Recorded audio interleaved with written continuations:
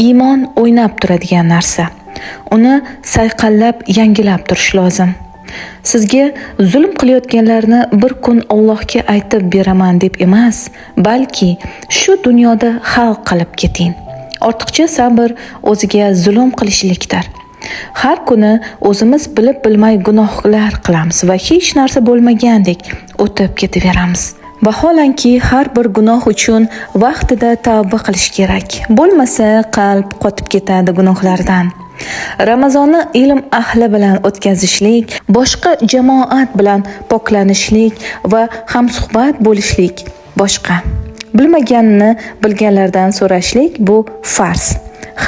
Bir kun o'qirman deyishlik bu mas'uliyatsizlik va hali ko'p yashashligiga garantiya bordek his qilishlikdir.